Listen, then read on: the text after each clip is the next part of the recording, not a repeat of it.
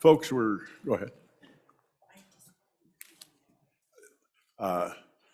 We're kind of dragging debate out, debating part of these amendments like bills, and let's be pretty tight and try to stay on the amendments and not argue the virtues of what they are, but talk about what they do to the budget and go on. Otherwise, the only thing that stands between you and your way home to your loved ones is our debate this afternoon. Let's do it fully, but do it expeditiously. The other part, I'm going to do something you're not supposed to have on the floor, kind of fun. Lunchtime, I was reading the Cheyenne paper, and the front page is a young lady that's the outstanding new coming star on South's team, and it would be someone with the last name of Brennan. It is Senator Brennan's niece. Kind of neat.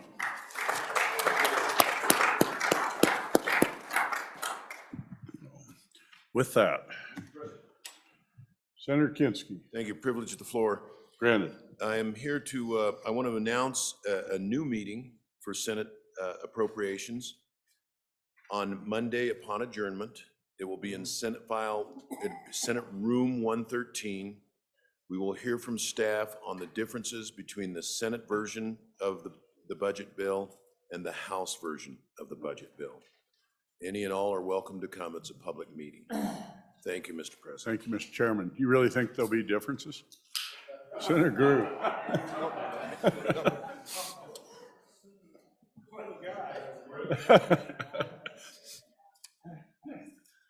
Back on the amendments. Senate File 1, third reading amendment 10, Section 60, State Lands and Investments, page 55, line 4. Senator Kinski. Mr. President, I move third reading amendment number 10 to Senate File 1. Folks, this is a bit more information than you had on the same topic on second reading. The question is, the request from the executive branch is to trade a position, to trade one, and I've got more detail here, to trade one full-time employee in the State Land Division for a full-time employee for a policy and planning analyst. The cost difference is, and I've got a sheet here with attached, it's a higher salary, $32,000 per annum more, and additional support services of $51,000. It keeps the total increase of new positions to 4 by trading one for the other. This position is to improve outreach and help to set policy decisions at OLSI. It's classified at a level that allows to have someone who can both work on policies like NEPA and communicate with stakeholders and keep the public better informed about the board, actions of the board and the agencies. The support dollars to help publicize public comment periods, application opportunities, and so forth. It would start in April. As I said, it's swapped with a position in the Trust Land Management Division. The budget still adds one position in the Trust Land Management Division to help with grazing, agriculture, leasing. 4,000 active leases, only one person to do the work. With this swap, they would have 2 people doing that work instead of 3, and they would pick up this analyst position. Stand for questions. Any question? Question being called. We're on third reading amendment number 10 to Senate File 1. There is dollars involved, so roll call, please. Amendment number 10, roll call. Anderson? Aye. Aye. Baldwin? Aye. Aye. Barlow? No. No. Beitman? Aye. Boner? Beitman, no. Boner? Excused. Bouchard? No. Brennan? No. Case? No. Cooper? Aye. Dockstetter? No. Ellis? Aye. French? No. Murphy? No. Guru? Aye. Hicks? No. No. Hutchings? No. Ide? No. Jones? No. Kinski? Aye. Aye. Cole? No. Landon? No. Larson? No. McEwen? No. Nethercott? No. Pappas? No. Rothfuss? Aye. Salazar? No. Schuler? Aye. Scott? Aye. Steinmetz? No. President Driscoll? Aye. Aye. Baldwin, aye to no. Closing vote. Closing. Vote closed. Amendment number 10, 9 aye, 21 no, 1 excused. By your vote, third reading number 10 to Senate File 1 has failed the Senate. Next amendment, please. Senate File 1, third reading amendment number 11, Section 67, University of Wyoming, page 60, line 4 after. Senator Dockstader. Thank you, Mr. President. I move third reading amendment number 11 to Senate File 1. Folks, the reason for this amendment is to leverage what we already have there. $31 million already spent on the 3D LiDAR light detection and ranging collection system here in Wyoming. Handouts were distributed in your mailboxes on this as to what it does exactly. As part of this 3D elevation program, the U.S. Geological Survey and other federal agencies, such as the Natural Resource Conservation, the BLM, some federal agencies, and a national park, they've paid that $31 million to begin with, and now we need to leverage it to use it, as I understand it. Typically, most states cost share 50% of this program. So Senator, could you move the amendment, please? Yes, sir. So typically, states cost, let's do it for the record again. I did right on the very beginning. Move third reading amendment number 11 to Senate File 1. Thank you. So Sorry.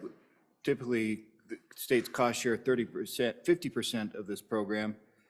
Having 100% of the raw LiDAR data collected by the agencies was a windfall of geographic information systems. The amendment allows the states to leverage this federal investment, convert the raw data that's collected, and use it for agencies or counties or conservation districts or businesses or the energy sector in general. That's where this information goes to.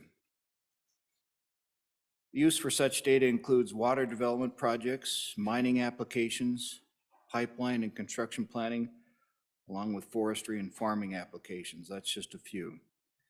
1.5 million appropriated to convert the raw data into a statewide digital elevation model, including statewide digital contours and collecting systems, packaging the data for use by each of the Wyoming counties so they have access to it.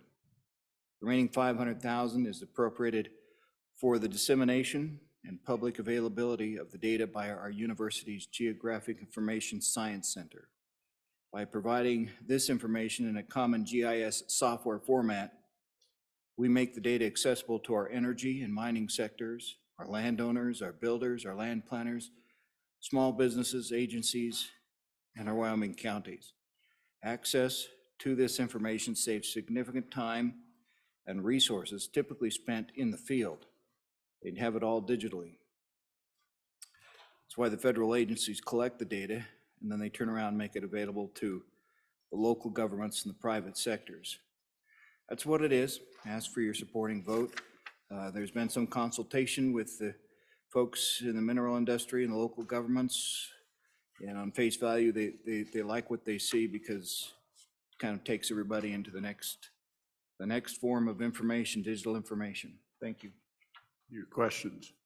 Seeing none. Question being called on third reading amendment number 11 to Senate File 1. Requires a roll call vote. Roll call, please. Amendment number 11, roll call. Anderson? Aye. Baldwin? Aye. Barlow? Aye. Beitman? Aye. Boner excuse. Bouchard?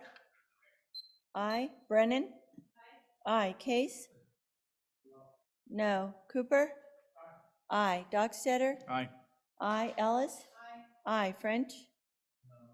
No. Furphy? Aye. Guru? No. Hicks? No. Hutchings? No. Ide? No. Jones? Aye. Kinsky? Aye. Kolb? Aye. Landon? I. Larson? No. McEwen? No. Nethercott? No. Pappas? I. Rothfuss? I. Salazar? No. Schuler? I. Scott? I. Steinmetz? No. President Driscoll? No. No. Landon, I to no. Kinski, I to no. Closing vote? Closing. Vote closed. Is amendment number 11, 16 aye, 14 no, 1 excused. Pursuant to your vote, Senate, third reading amendment number 11 to Senate File 1 has passed the Senate. Next amendment. Senate File 1, third reading amendment number 12, Section 80, Department of Corrections, page 71, line 7, after. Senator Baldwin. Thank you, Mr. President. I move third reading amendment 12 to Senate File 1 and ask for your favorable vote. Just a quick overview of what this does. This takes funds and creates a pilot program for something called prescription digital therapeutics. This is a new method on the market of treating opioid and other substance abuse. The Labor and Health Interim Committee took a presentation on this. Rather than form a bill, we wrote a letter to the Appropriations Committee, the Joint Appropriations Committee, in support of a pilot program. This amendment goes one step further and takes $250,000, creates a pilot program for this. How many would that treat, you ask? Funny, I'll answer that. Each script costs $1,900. That's about 131 scripts. The pilot program is planned to go into the Department of Corrections. The reason we chose the Department of Corrections, approximately 80% or a bit greater than that of the inmates in the prison system are somehow either addicted, or it was a drug addiction or a drug or substance abuse issue that got them there. The more astounding figure out of that is that of those that come out of prison, those that are discharged from prison, if you will, have a 40 times greater increase or 40 times greater chance of dying from an opioid overdose than the general population. So I know it's been mentioned several times, the suicide rate, et cetera, but this is something that perhaps we can do something about. This treatment's been shown to be effective in other states. Virtually all the states in the United States are using this. The way we get these funds, it doesn't come out of the general funds, folks. This comes out of the opioid settlement funds. Right now, we've been allotted $4.5 million or $4.3 million. None of those settlement funds have been expended to date. And I can't think of a more appropriate use for opioid settlement funds than to treat the opioid epidemic. So this would create a pilot program within the correction system, no cost to the state. One of the state counseling organizations has agreed to do training programs on this to teach providers how to prescribe it, and all the other things, all the other mechanisms for creating this program are borne by the vendors. So it's a good program, it works good, and we can prove it works good, and I would ask for your aye vote. Thank you. Senator Hutchins. Thank you, Mr. Chair, just want to ask the bringer of the amendment, if this is the program where you have an app on your phone and you kind of get little points and little gift cards if you don't take your drugs at a specific time during the day or the week.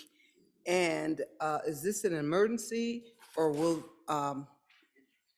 this program, if we don't give money for it, will it postpone an action of the government? Thank you. Senator Kinski. Thank you, Mr. President. On and for the amendment. This is something that I first heard about on Judiciary 8 years ago. It's called medication-assisted therapy. It's not a reminder to take a pill. It's medications that will that curb the urge to either take opioids, alcohol, other drugs. The most notable one, I think, is now Trexone. And the evidence is when that is used in conjunction with the therapy, that it substantially increases the number of people who can kick the drugs. So we know we have these programs in prison, outside of the prisons. This is a way to use this opioid settlement money to really be able to impact our recidivism rate in the criminal justice section. On and for. Question being called. We're on third reading amendment number 12 to Senate File 1. Involves money. It'll be a roll call. Amendment number 12, roll call. Anderson? Aye. Baldwin? Aye. Barlow? Aye. Beitman? No. Boner? Excuse. Bouchard? No. Brennan? Aye. Case? Aye. Cooper? Aye. Dockstetter? Aye. Ellis? Aye. French? No. Furphy? Aye. Guru? Aye. Hicks? Aye. Hutchings? No. Ide? No. Jones? Aye. Kinski? Aye. Aye. Cole? Aye. Landon? Aye. Larson? Aye. McEwen? Aye. Nethercott? Aye. Pappas? Aye. Rothfuss? Aye. Salazar? No. Schuler? Aye. Scott? Aye. Steinmetz? Aye. President Driscoll? Aye. Aye. Closing vote. Closing. Vote closed. Amendment number 12, 24 aye, 6 no, 1 excused. By your vote, third reading amendment number 12 to Senate File 1 has passed the Senate. Next amendment. Senate File 1, third reading amendment 13, Section 85, Wyoming Business Council, page 73, line 12 under. Senator Dockstader. Thank you, Mr. President. I move third reading amendment number 13 to Senate File 1. Ask for your favorable consideration. Folks, you recall this went away in our earlier discussion, making an attempt here to bring it back. Even with this amendment, we are still below historic funding levels for the Business Council. And what I hear and what I'm experiencing too, businesses are looking to grow here, come here, seeing more interest. Some of the things that have been developing in the Southwest is they say, well, there's a spinoff business here and here from some of the main businesses that are coming, and that's where I've been directing them to. Businesses, they're looking to move here because they find this is a workable state, a good business state to do business in. We find that as we work this program, we're competing with similar states that have the same conservative values, but they're drawing some of these businesses to those states ahead of us because they have programs in place. So we're trying to put a program back in place. It's not up to the historic levels that it was once funded. And this simply keeps Wyoming competitive. Ask for your favorable vote.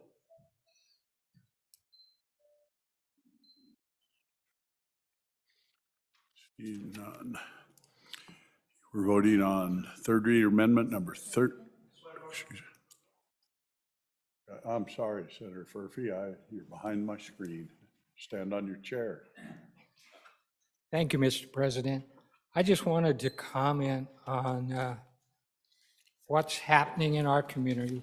We had a little company that started up by a graduate from our university, and he was very successful and grew this company, sold it to a California firm, and now that firm is coming back to Wyoming, and the Wyoming Business Council just approved a $20 million grant to them to build facility in our community, and they will add at least 125 jobs.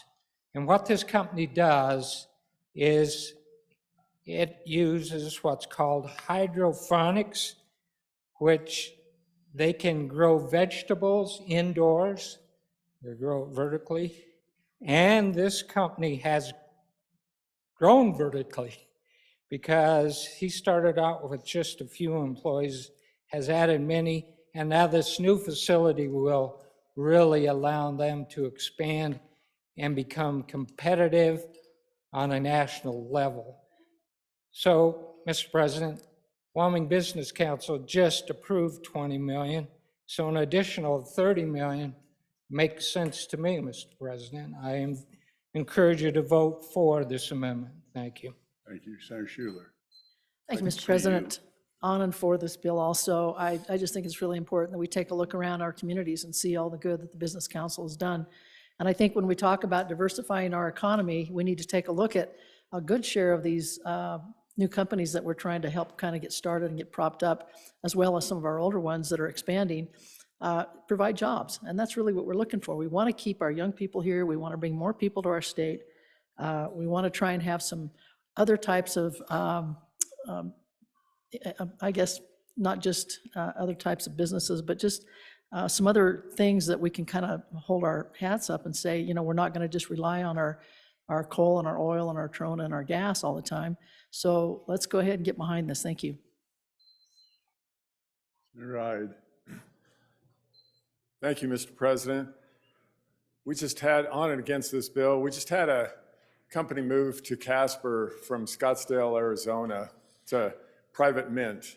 They bought, as everybody's probably familiar with, the old newspaper building on the river there, the statewide newspaper that I'm probably not supposed to say the names, but y'all, I'm sure y'all know what it is. But they came here because of the values of this state. They didn't ask for any local subsidies. They didn't ask for any state subsidies. They came here because of low regulations, low taxes, and just the lack of government interference with everything. That's why they came here. So I'm on and against this bill. Senator Anderson. Mr. President, on and for the bill. This is part of the business ready community funding. And what we're trying to do is get these smaller communities up to a standard. We've got a lot of large project coming into Wyoming for small communities, and they are not prepared with their water, sewer, anything to handle this. And so the BRC, the Business Ready Community, is going to help them with funding to be able to get those things up and running. So we really need this in the Business Council. Thank you. Senator Scott. Mr. President, million here, million there. Pretty quick you add up to real money. And Mr. President, we restore this reduction that we made yesterday. I think it's a mistake because I think this is 30 million. And Mr. President, I think those reductions are going to be needed in the next few days. And I would urge the Senate to hold the line and vote no on this amendment. Senator Furphy for your second time. Thank you, Mr. President, for my second time. I just wanted to explain this program. This $20 million that Wyoming Business Council is investing into the community, it is not going to the companies. It's going to our communities who build the buildings and then lease them to the companies at a reasonable rate. But those payments come back to our communities and to the state. We are not funding the communities and we're not giving this money away. It's coming back to us through lease payments over the long term. I just want to explain that, Mr. President. Other comments? Question being called. We are on third reading amendment number. Oh, you want to talk again? Just quickly. Senator I know we Doxton. all want to be home. The roads are dry. So, Mr. President, I see this more of an angle to help some of our smaller places. I know a lot revolves around our major cities. It's an easy decision to move into the larger cities because of all the support that's already there. I bring you this on behalf of your smaller communities across the state that are looking for solutions. And I sense we're coming back, moving into this new energy sector that's going to provide a lot of opportunities for Wyoming. Ask for your support. Question being called. We're on third reading amendment number 13 to Senate File 1. Chief Clerk, call the roll. Amendment number 13, roll call. Anderson? Aye. Baldwin? Aye. Barlow? Aye. Beitman? No. Boner excused. Bouchard? No. Brennan? No. Case? Aye. Cooper? Aye. Dockstetter? Aye. Ellis? No. French? No. Furphy? Aye. Guru? Aye. Hicks? No. Hutchings? No. Ide? No. Jones? Aye. Kinsky? Aye. Cole? No. Landon? Aye. Larson? No. McEwen? No. Nethercott? Aye. Pappas? Aye. Rothfuss? Aye. Salazar? No. Schuler? Aye. Scott? No. Steinmetz? No. President Driscoll? Aye. Aye. Closing vote. Closing. Vote closed. Amendment number 13, 16 aye, 14 no, 1 excused. By your vote, third reading amendment number 13 to Senate File 1 has passed the Senate. Next amendment. Senate File 1, third reading amendment number 14, Section 101, Supreme Court, page 76, line 11, under. Senator Hicks. Mr. President, I withdraw third reading amendment number 14 to Senate File 1. Without objection, so ordered. Stand. Next amendment. Senate File 1, third reading amendment number 15, Section 300, page 87, line 16, delete. Senator French. Thank you, Mr. President. I move amendment number 15 to Senate File 1 and ask for your favorable consideration.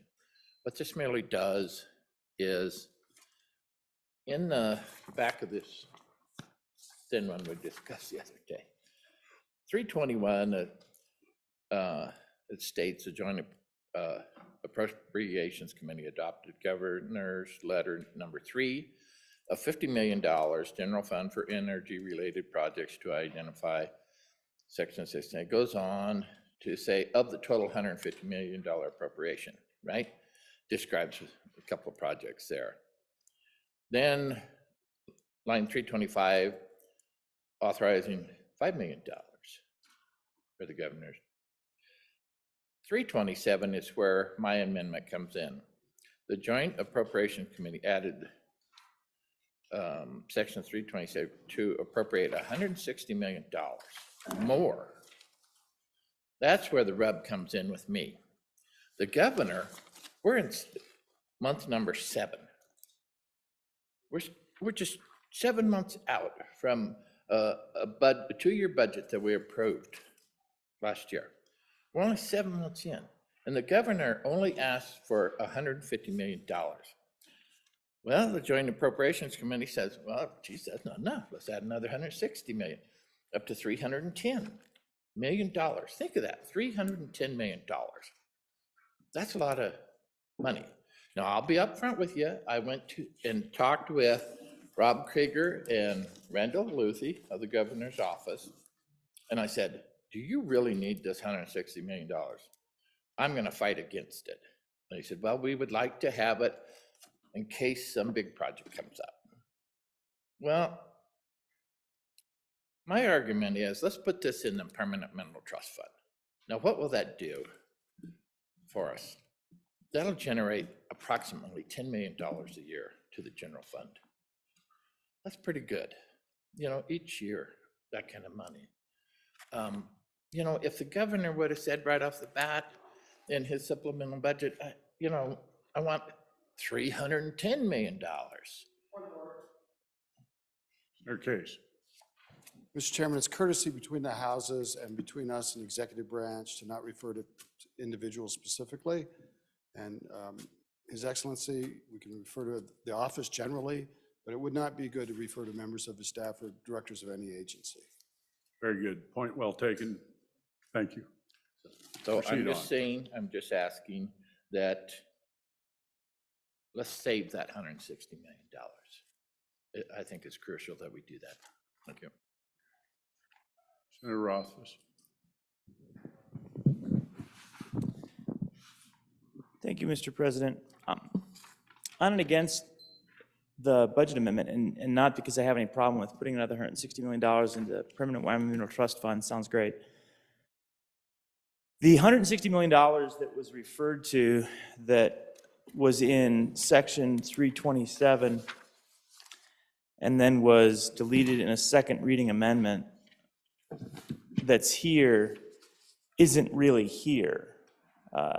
The reason for the 327, 160 million, and the reason why the C provision in 327, the section shall only be effective if 2023 Senate File 118 is enacted into law, which is then repeated here, is based on encumbering funds that are federal funds, ARPA funds, that may or may not be available or may not be used for other programs. So the idea with regard to encumbering those funds is that by encumbering them, there wouldn't be a federal reversion. That's the purpose of the $160 million. It was a placeholder to encumber funds to prevent a federal reversion. Mr. President, you can't take those $160 million and encumber them by putting them in the Permanent Wyoming Mineral Trust Fund because they have to be compliant with ARPA requirements, and that $160 million for projects was deemed a placeholder for effective ARPA requirements.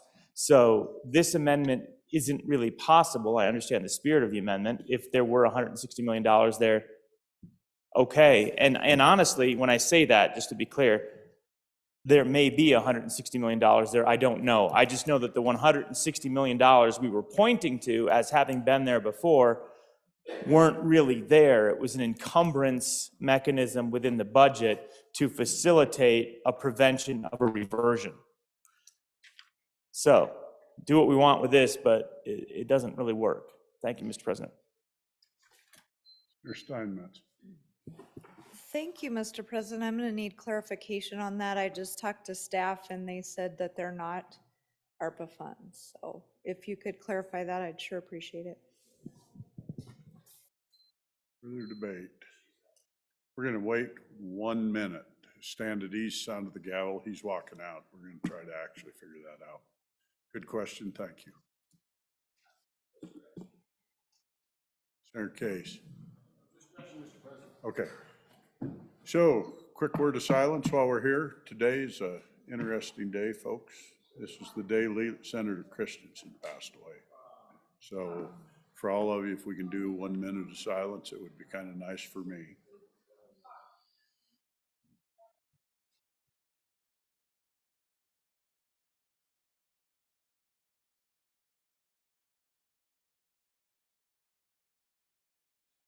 Privilege of the floor, Mr. President. Thank you. I was just wondering if our doctor of the day is still here. If not, well, anyway, that's a doctor that's in my direct family practice care, I guess. It's direct primary care, 307 Health. And it's kind of interesting. There's 3 doctors in there. I don't know how long they've been active, over 10 years, I think. And we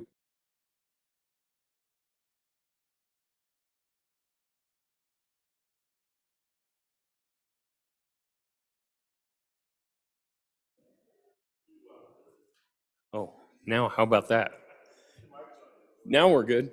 Yeah, there's about 650 citizens that they take care of for each doctor in our community, and I just wanted to say it sure is working good, and very happy they're in our community, and hopefully we could get some more spread out through the state. I think there's a couple more out there, but they don't take insurance payments. It's a monthly fee you pay, just like getting your TV service. But anyway, I wanted to promote it.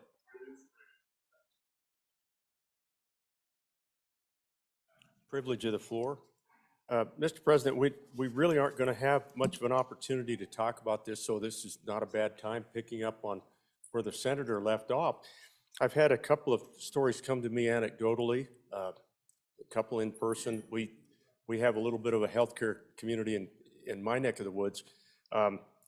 It's interesting that I think we're going to have to look at our WWAMI program. We're getting out purchased by other states.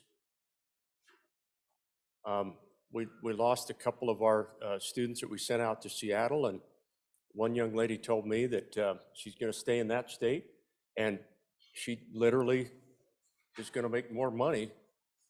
They basically said, we'll just pay off whatever you owe to that state to the east. And so I didn't want to miss an opportunity to throw that out to the group. You know, it's something we got to be aware of, that maybe we need to revisit our program, that we're trying to get those doctors to come back, as the good senator pointed out, really working well in PAL, and that's the design of this thing. But I kind of got a little bit alarmed with the fact that some of our students aren't coming back for various reasons, but one of them is we're getting outbid. Thank you, Mr. President.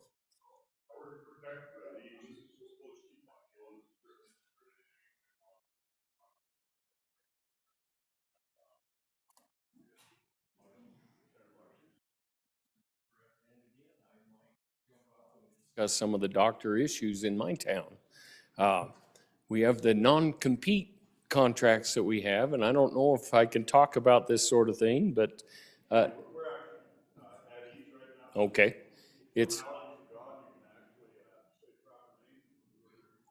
well, I know it's very difficult for our doctors when they come to our hospitals, and then they want to stay in the community and don't necessarily like the procedures in the hospital because they kind of tell them what they have to do, or they got to meet a patient every 30 minutes or 15 minutes. And sometimes the doctors want to get out of it. But I sure hope in our next years or two that we discuss the non-compete clauses that they're having to sign. And it affects our WWAMI students a bunch.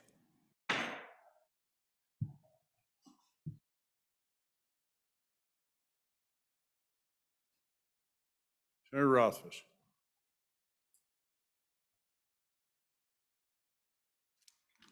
Mr. President, for my second time, so this $160 million is there if 118 passes from a profiling standpoint. So I stand corrected. So this is in order. With regard to the encumbrance discussion, it wasn't just an encumbrance on ARPA funds. It was a process for encumbering all potential federal expenditures that's done under statute. So if we're going to use federal funds in the future but don't have them yet, we would encumber them with general fund budgeting. If Senate File 118 passes, we will no longer reflect that as an encumbrance because the federal funds will effectively be encumbered instead of the general funds. So with the passage of that, Mr. President, it would be profiled. That $160 million would then be profiled and available. And so this amendment is valid.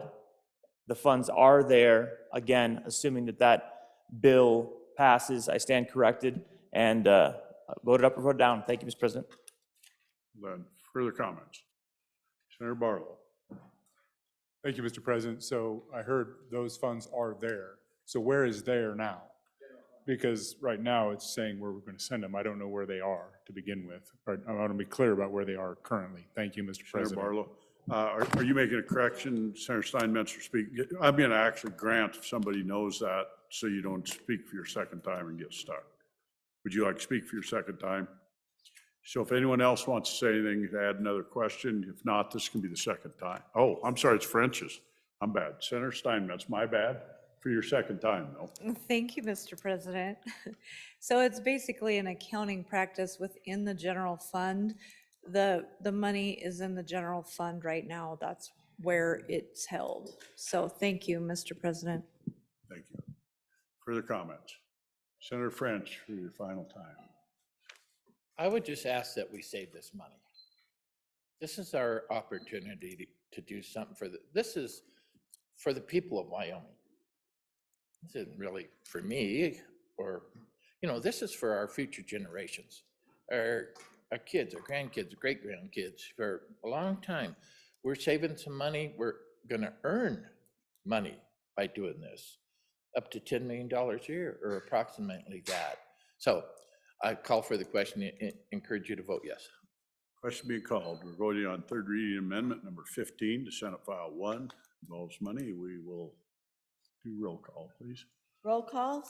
Amendment number 15, Anderson? No. Baldwin? No. Barlow? No. Beitman? Aye.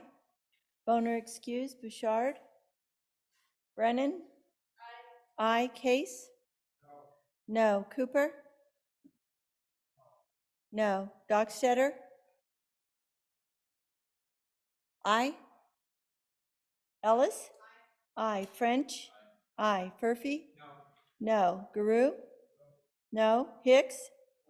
Aye. Hutchings? Aye. Ide? Aye. Jones? Aye. Kinski? No. Kolb? Aye. Landon? No. Larson? Aye. McEwen? Aye. Nethercott? No. Pappas? No. Rothfuss? No. Salazar? Aye. Schuler? No. Scott? Aye. Steinmetz? Aye. Bouchard? Aye. President Driscoll? No. No. Closing vote. Closing. Vote closed.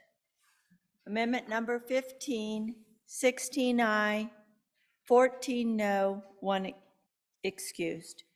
By your vote, third reading amendment number 15 to Senate File 1 has passed the Senate. Next amendment. Senate File 1, third reading amendment 23, corrected copy. Section 300, budget balancers, delete. Senator Kinski. Thank you, Mr. President. I move third reading amendment number 23 to Senate File 1. And if you like the last one, you're going to love this one. What this does, net, is it takes the total amount that this body adds to permanent funds to $1 billion and still leaves $1.4 billion in the legislative reserve account. So the first thing it does is it deletes the last amendment that passed for $160 million and instead changes the prior $412 million we put into corpus into changes that to $753 million.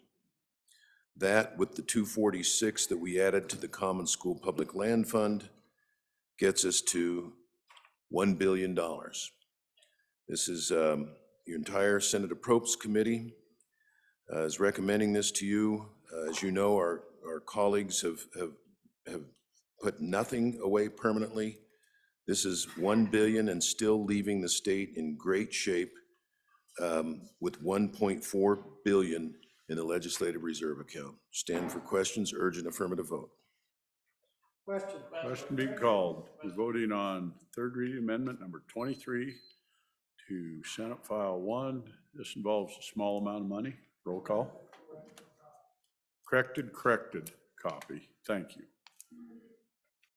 Amendment number 23, corrected, roll call. Anderson? Aye. Baldwin? Aye. Barlow? Aye. Beitman? Aye. Boner excused. Bouchard? Aye. Brennan? Aye. Case? Aye. Cooper? Aye. Dockstetter? Aye. Ellis? Aye. French? Aye. Furphy? Aye. Guru? Aye. Hicks? Aye. Hutchings? Aye. Ide? Aye. Jones? Aye. Kinski? Aye. Aye. Kolb? Aye. Landon? Aye. Larson? Aye. McEwen? Aye. Nethercott? Aye. Pappas? Aye. Rothfuss? Aye. Salazar? Aye. Schuler? Aye. Scott? Aye. Steinmetz? Aye. President Driscoll? Aye. Aye. Closing vote. Closing vote closed. Amendment number 23, 30 aye, 1 excused. By your vote, the corrected copy of amendment number 23 to Senate File 1 has passed the Senate. Next amendment. Senate File 1, third reading amendment number 16, Section 313, School Capital Construction, delete. Senator Kinski. Thank you, Mr. President. This amendment, joined in by the majority floor leader, as well as the president, or the chair of our Education Committee and the chair of your Appropriations Committee, circles back to the school capital construction account. And what it says is, we're going to hit the pause button. And we will not spend any money on any school district building until we reconvene here next year. So what we do in lines 10, 11, 12 is of that money, we allocate $5 million to what's called, I'm going to use a proper name, the Mercer Study, which examines the condition of every single school building in the state. It's underway now. It Senator hasn't been. Kinski, can you Yes. move the amendment, please? Oh, I'm sorry. Mr. President, I move Senate Senate Amendment number 16, Senate third reading Amendment 16 to Senate File 1. Thank you. It's already underway. This gives them enough to complete the work. The study had not been done for 6 years. And it's part of the way we've set this process up is part of what was the outcome of what's referred to as the Campbell decisions. Once the study is done, which is estimated somewhere midsummer to fall, the process is the School Construction Division goes through all the data, presents a list of priority schools based on their capacity, those most in need, a list of priority schools based on condition, based on this study, and a list of priority schools based on a composite of the two, what those rankings are. Those then go to the School Facilities Commission, which is an executive branch agency consisting of appointees. They look the list over, and it goes to the Select Committee. They provide their comments, and then the list comes to this floor, where we look at which of those we wish to fund, and we ask questions about why is this one a remodel, why is this one a tear down, to satisfy ourselves that due diligence has been followed. And with that, I'll stand for questions, Mr. President. Questions? Senator Drew.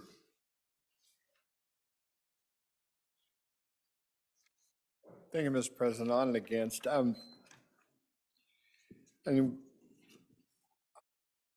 I understand, and I heard the good bringer of this amendment say the deal's been cut between leaders here and leaders there, and committee chairman here and committee chairman there.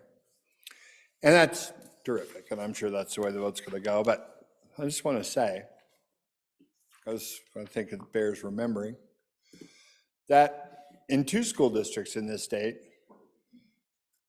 kids are still in need of classrooms, lunchrooms.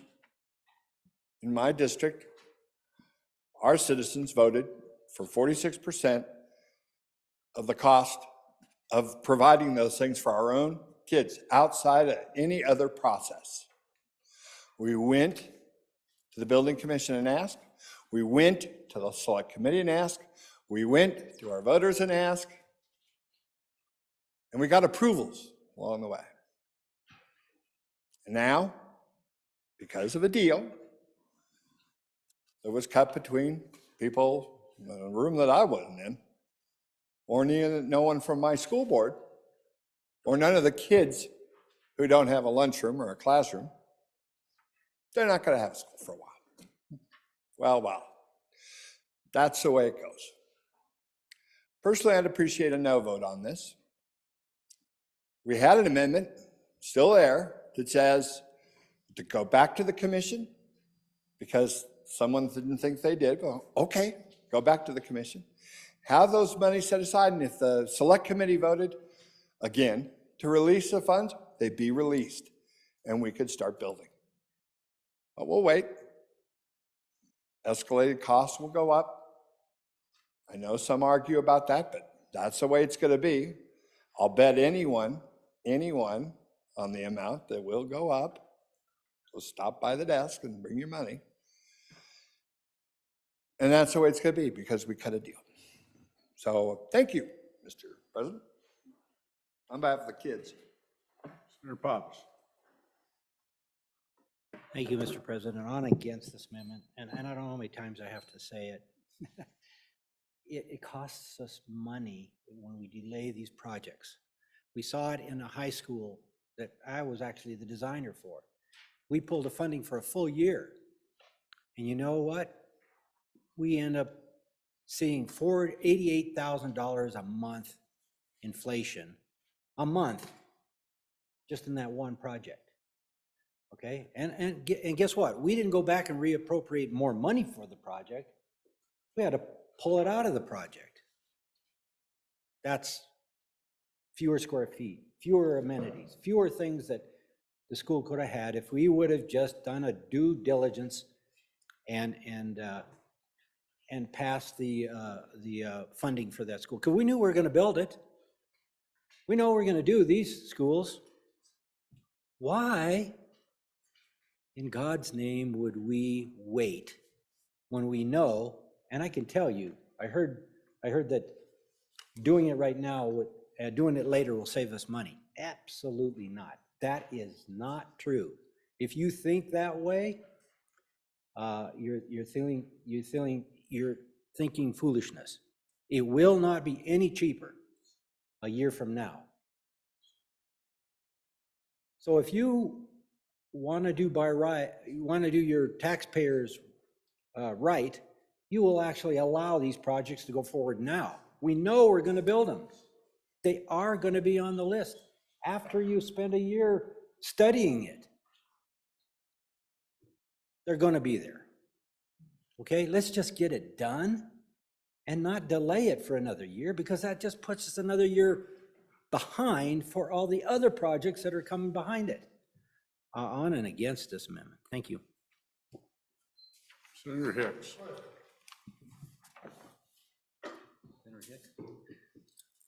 Mr. President, this isn't about any single school district. This is about 48 school districts, and it's about everybody having an opportunity. And I would concur with my colleagues. There has been some studies done. I just think it's very important, given the issues that we're faced with today with school finance and other issues that we're dealing with schools, that we work with our colleagues on both ends of the buildings and we come to some agreement on how we're going to address this to move forward. Mr. Chairman, it's a collaborative effort. I think this is probably the most reasonable way that we could possibly move forward to make sure that all schools have equity. These schools are going to get built. Mr. President, this is not about not funding these schools. It's just a matter about following the process and make sure that the state has a high degree of fidelity to what we're doing here, and that we have uniformity and agreement in what we do in the legislative body, Mr. President. Senator Roth. Thank you, Mr. President. Mr. President, I just wanted to raise a couple of concerns with the way this is structured and with some of the explanation that supported this particular amendment that I'm on and against. The process was not precisely as described, and I think it's really important that the body understand how this does work. We